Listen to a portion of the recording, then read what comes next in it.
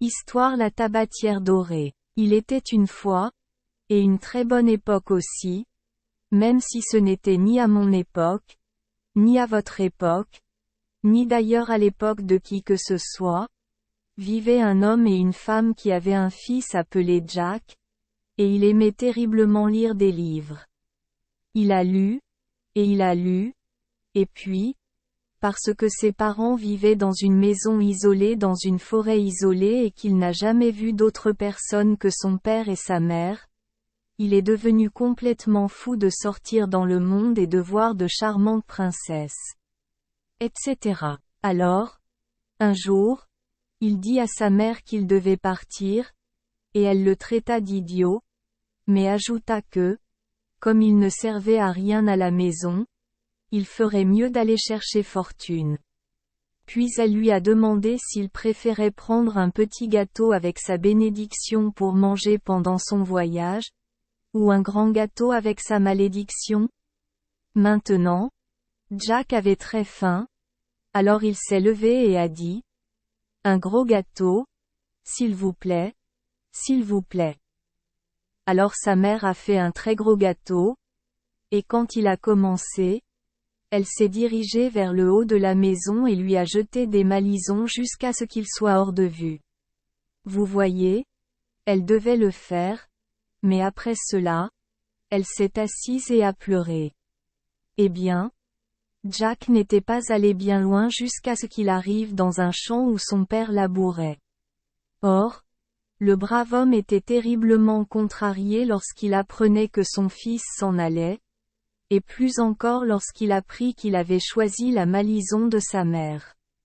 Il réfléchit donc à ce qu'il fallait faire pour mettre les choses au clair, et enfin il sortit de sa poche une petite tabatière en or et la donna au garçon en disant, « Si jamais tu es en danger de mort subite, tu peux l'ouvrir. » La boîte?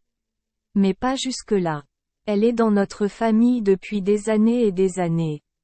Mais, comme nous avons vécu, père et fils, tranquillement dans la forêt, aucun de nous n'a jamais eu besoin d'aide, peut-être que vous pourriez le faire. Alors Jack empocha la tabatière dorée et partit. Au bout d'un moment, il devint très fatigué et très affamé, car il avait déjà mangé son gros gâteau, et la nuit se rapprochait de lui de sorte qu'il pouvait à peine voir son chemin. Mais finalement il arriva dans une grande maison et demanda gîte et couvert à la porte arrière. Or, Jack était un beau jeune homme, alors la servante l'appela aussitôt au coin du feu et lui donna de la bonne viande, du pain et de la bière en abondance. Et il se trouve que pendant qu'il dînait, la jeune fille gaie du maître entra dans la cuisine et l'aperçut.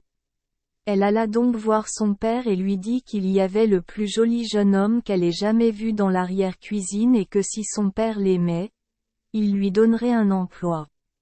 Or, le monsieur de la maison aimait excessivement sa jeune fille gaie et ne voulait pas la contrarier. Alors il est allé dans l'arrière-cuisine et a demandé à Jack ce qu'il pouvait faire. N'importe quoi, dit Jack gaiement, ce qui voulait dire, bien sûr, qu'il pouvait faire n'importe quel travail insensé pour une maison. Mais le monsieur a vu un moyen de plaire à sa jeune fille gaie et de se débarrasser de la difficulté d'employer Jack. Alors il rit et dit, « Si tu peux faire quelque chose, mon bon garçon, dit-il, tu ferais mieux de le faire. Demain à 8 heures du matin, tu as dû creuser un lac. À 4 milles à la ronde devant mon manoir, et sur lui doit flotter toute une flotte de navires. Et ils doivent se ranger devant mon manoir et tirer une salve de canon. Et le tout dernier coup de feu doit briser la jambe du lit à 4 colonnes sur lequel ma fille dort, car elle est toujours en retard le matin. » Bien. Jack était terriblement sidéré, mais il balbutia. « Et si je ne le fais pas? » Alors, dit le maître de maison très calmement, votre vie sera perdue. Il ordonna donc au serviteur d'emmener Jack dans une tourelle et de verrouiller la porte au nez. Bien.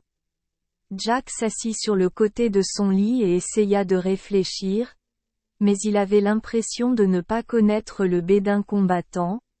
Alors il décida de ne plus réfléchir, et après avoir dit ses prières, il s'allongea et s'endormit. Point. Et il a dormi. Lorsqu'il se réveilla, il était près de 8 heures, et il n'eut que le temps de voler vers la fenêtre et de regarder dehors, lorsque la grande horloge de la tour se mit à ronronner avant de sonner l'heure. Et il y avait la pelouse devant la maison, toute garnie de parterres de roses, de cèpes et de soucis.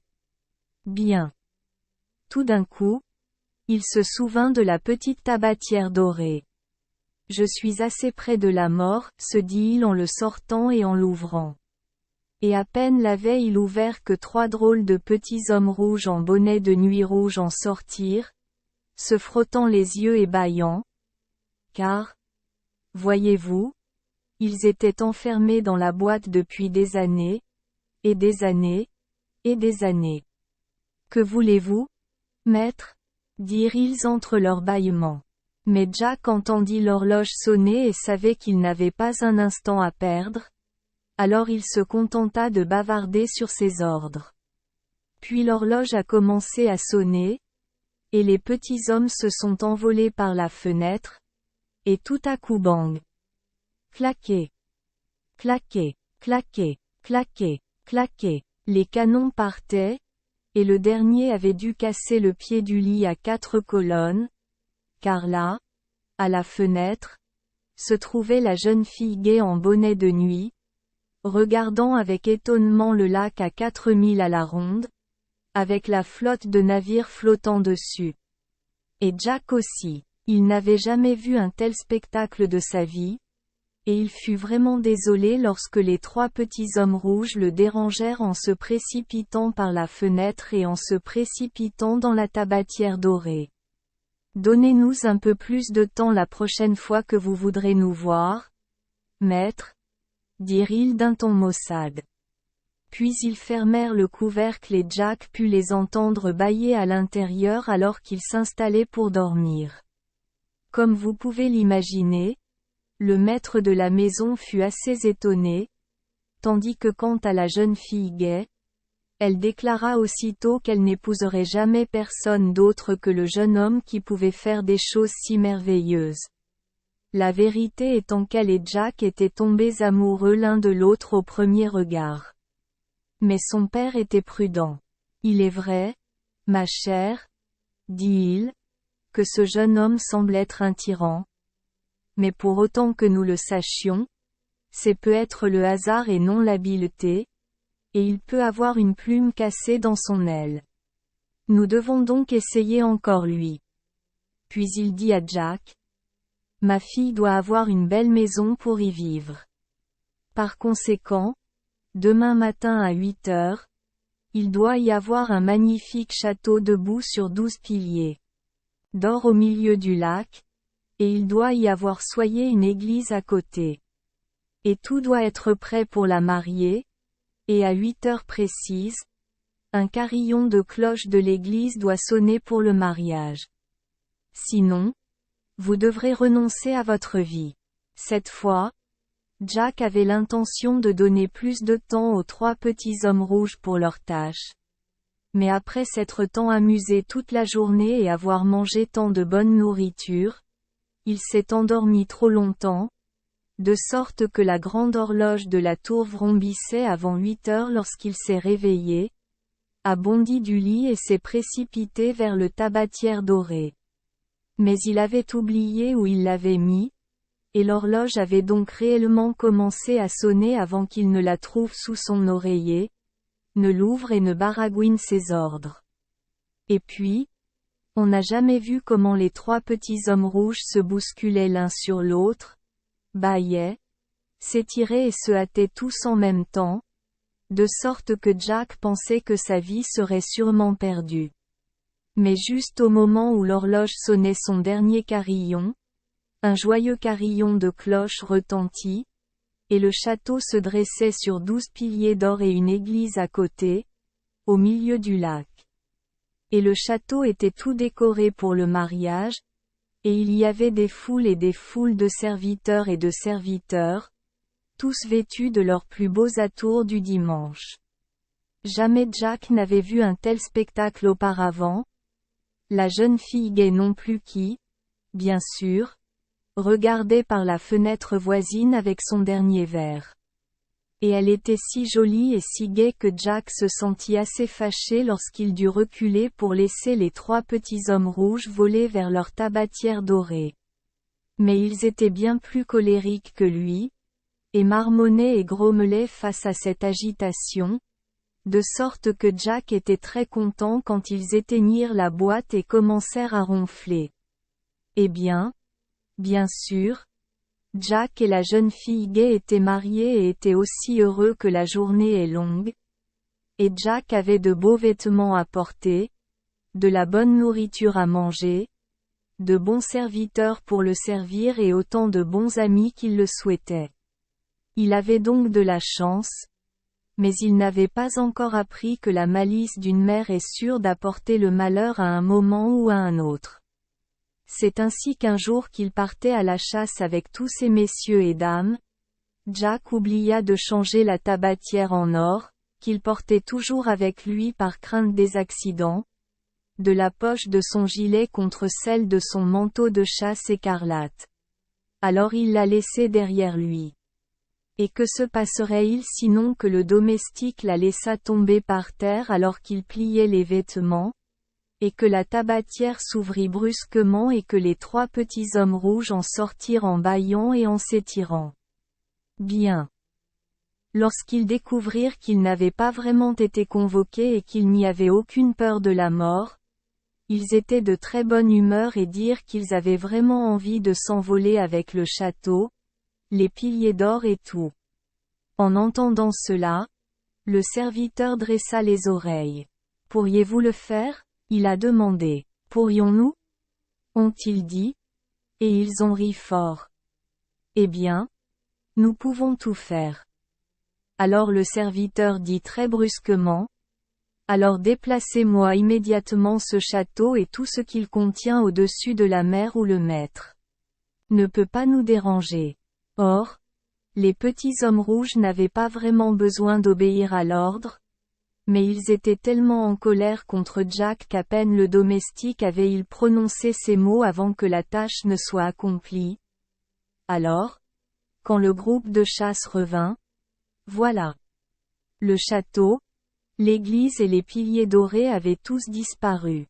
D'abord, tous les autres accusèrent Jack d'être un fripon et un tricheur, et, en particulier, le père de sa femme l'a menacé de s'en prendre à lui pour avoir trompé la jeune fille homosexuelle. Mais finalement il accepta de laisser à Jack 12 mois et un jour pour retrouver le château et le rapporter. Alors Jack part sur un bon cheval avec un peu d'argent en poche. Et il a voyagé loin et il a voyagé vite, et il a voyagé d'est en ouest, du nord et du sud, à travers des collines, et des vallons, et des vallées, et des montagnes, et des bois, et des chemins de moutons, mais il n'a jamais vu le moindre signe du château disparu. Il arriva enfin au palais du roi de toutes les souris du vaste monde. Et il y avait une petite souris dans un beau aubert et une casquette d'acier qui faisait la sentinelle à la porte d'entrée, et il n'était pas d'accord pour laisser entrer Jack avant qu'il n'ait dit sa course. Et quand Jack l'eut dit, il le passa à la prochaine sentinelle de souris à la porte intérieure. Ainsi, peu à peu, il atteignit la chambre du roi, où il était assis entouré de courtisans souris. Le roi des souris reçut Jack très gracieusement et lui dit qu'il ne savait rien du château disparu, mais comme il était le roi de toutes les souris du monde entier, il était possible que certains de ses sujets en sachent plus que lui. Il ordonna donc à son chambellan de commander une grande assemblée pour le lendemain matin, et en attendant il divertissait Jack royalement. Mais le lendemain matin, bien qu'il y ait des souris brunes, des souris noires, des souris grises, des souris blanches et des souris pies, venues de toutes les parties du monde. Elles répondirent toutes d'un seul souffle. S'il plaît à votre majesté, je n'ai pas vu le château disparu. Alors le roi dit, tu dois aller demander à mon frère aîné le roi de toutes les grenouilles. Il pourra peut-être te le dire. Laisse ton cheval ici et prends un des miens.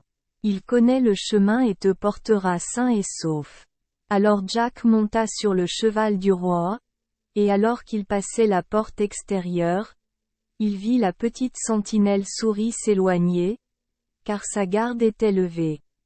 Or, Jack était un garçon au bon cœur, et il avait gardé quelques miettes de son dîner pour récompenser la petite sentinelle de sa gentillesse. Alors il mit la main dans sa poche et en sortit les miettes. Voilà, souris, dit-il.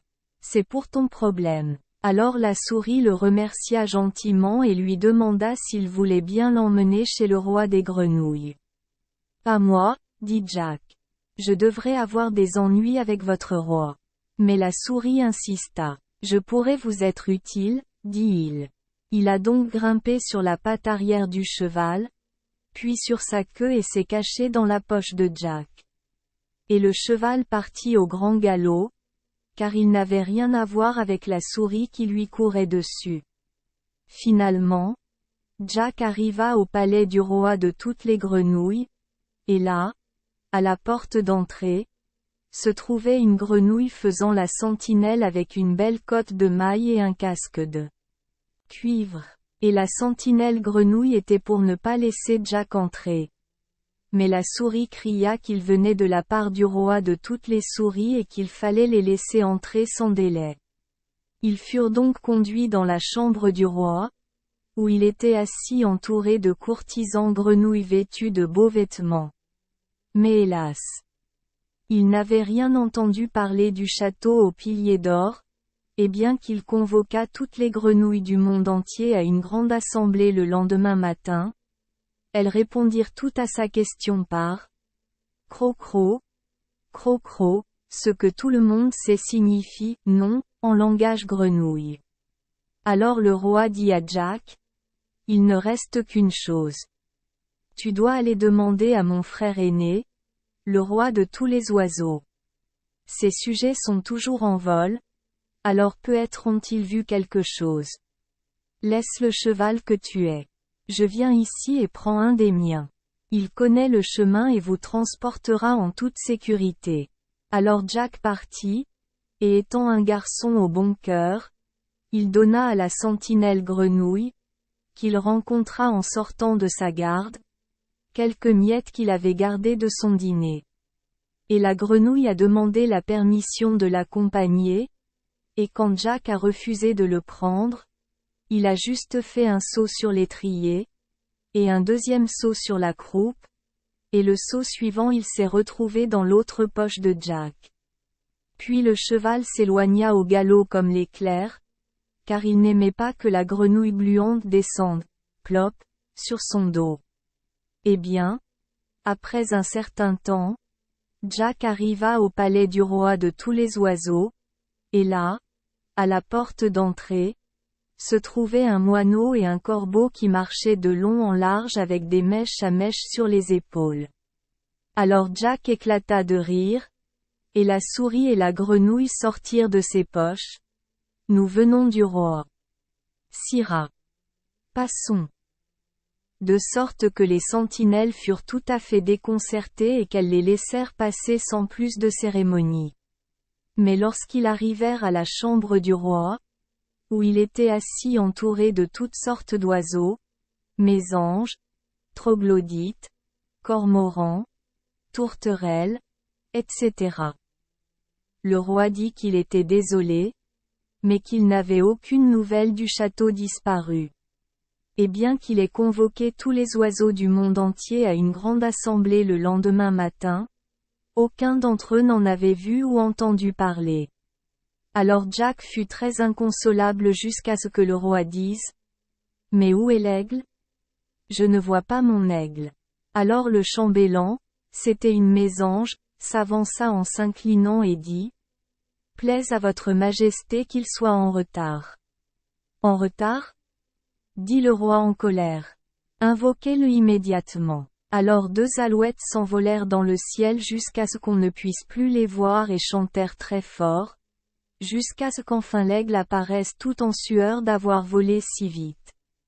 Alors le roi dit: « Sire, avez-vous vu un château disparu qui repose sur 12 piliers d'or ? » Et l'aigle cligna des yeux et dit: « Puisse-t-il plaire à votre majesté que je sois là. » Alors tout le monde se réjouit extrêmement, et quand l'aigle eut mangé un veau entier pour être assez fort pour le voyage, il déploya ses larges ailes sur lesquelles se tenait Jack, avec la souris dans une poche et la grenouille dans l'autre, et partit.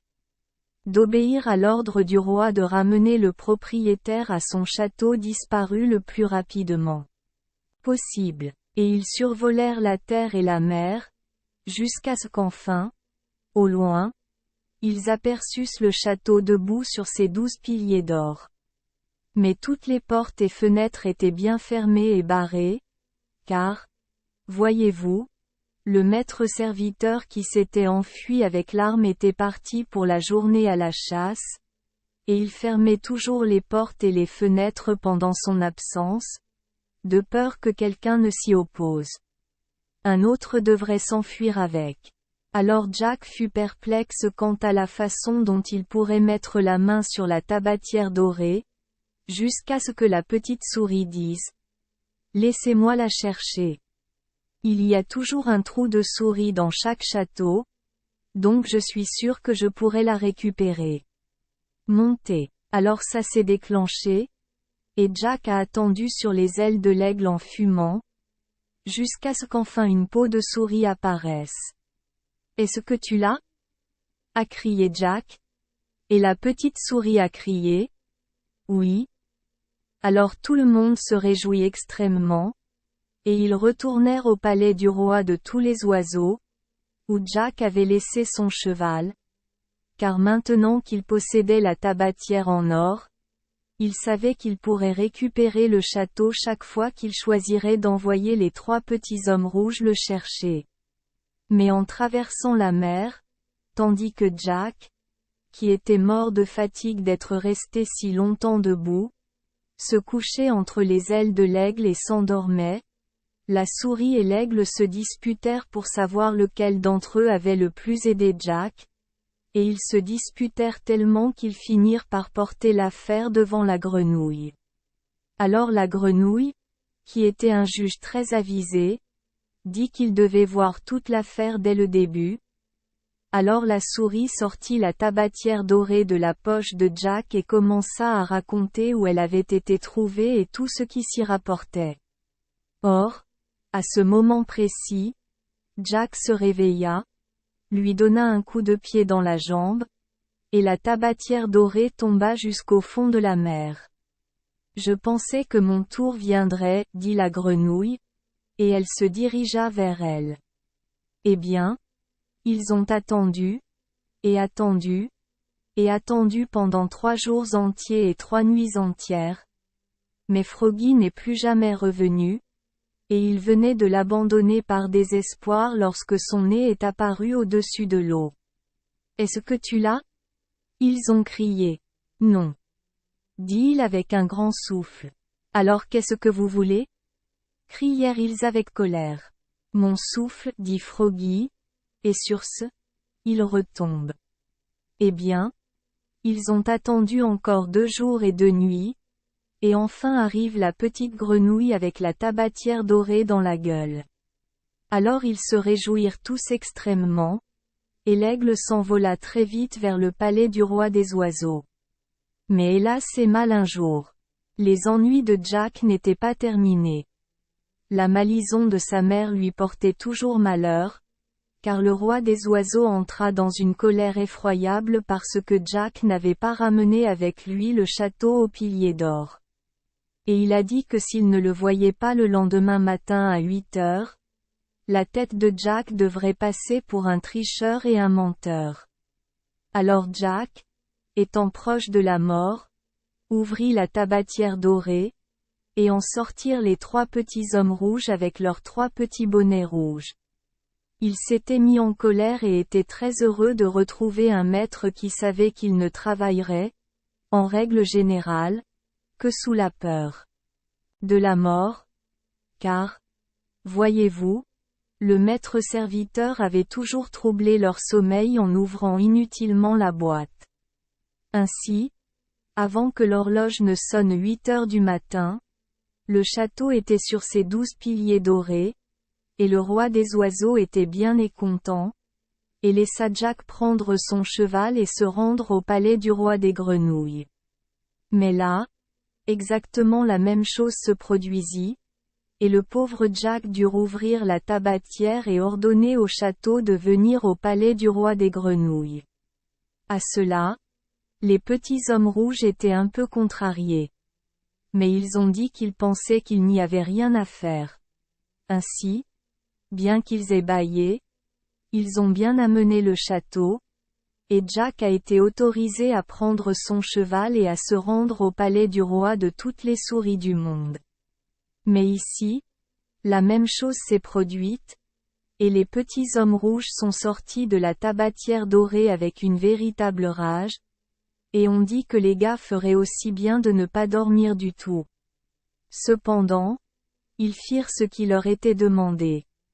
Ils transportèrent le château au pilier d'or du palais du roi des grenouilles au palais du roi des oiseaux, et Jack fut autorisé à prendre son propre cheval et à rentrer chez lui. Mais l'année et le jour qui lui avaient été accordés étaient presque écoulés, et même sa jeune épouse Gay, après avoir failli pleurer à chaudes larmes après son beau jeune mari, avait abandonné Jack pour perdu. Aussi tout le monde fut-il étonné de le voir, et pas trop content non plus de le voir venir sans son château. En effet, son beau-père a juré à maintes reprises que s'il n'était pas à sa place le lendemain matin à 8 heures, la vie de Jack serait perdue. Bien sûr, c'était exactement ce que Jack avait voulu et prévu depuis le début, parce que, quand la mort était proche, il pouvait ouvrir la tabatière dorée et commander les petits hommes rouges. Mais il l'avait ouvert si souvent ces derniers temps et ils étaient devenus si en colère qu'ils ne savaient plus quoi faire. Que ce soit pour leur donner le temps de montrer leur colère ou pour les bousculer. Finalement, il a décidé de faire moitié-moitié. Alors, juste au moment où les aiguilles de l'horloge indiquaient 8h moins 5, il ouvrit la boîte et se boucha les oreilles. Bien. Vous n'avez jamais entendu un tel bâillement, une telle réprimande, une telle menace et une telle fanfaronnade. Que voulait-il dire par là? Pourquoi devrait-il prendre 4 bouchées pour une cerise? S'il avait toujours eu peur de la mort, pourquoi n'est-il pas mort et n'en a-t-il pas fini? Au milieu de tout cela, l'horloge de la tour se mit à vrombir. Messieurs, dit Jack, il tremblait vraiment de peur, faites ce qu'on vous dit. Pour la dernière fois, crièrent-ils. Nous ne resterons pas et servirons un maître qui pense qu'il va mourir tous les jours. Et sur ce, ils s'envolèrent par la fenêtre. Et ils ne sont jamais revenus. La tabatière dorée restait vide pour toujours. Mais quand Jack regardait par la fenêtre, il y avait le château au milieu du lac sur ses 12 piliers dorés, et il y avait sa jeune femme, toujours aussi jolie et gaie en bonnet de nuit, qui regardait aussi par la fenêtre. Ils vécurent donc heureux pour toujours. Merci les enfants des Esperluette Croisillon 39. Avoir écouté des contes de fées au jour Esperluette Croisillon 39. 8. Espérons que les histoires apporteront aux enfants des moments heureux et significatifs. Si vous aimez notre chaîne, veuillez appuyer sur le bouton S Esperluette Croisillon 39. Abonner, pour ne manquer aucune histoire intéressante. Je vous souhaite une bonne nuit de sommeil et de beaux rêves. Rendez-vous dans la prochaine histoire.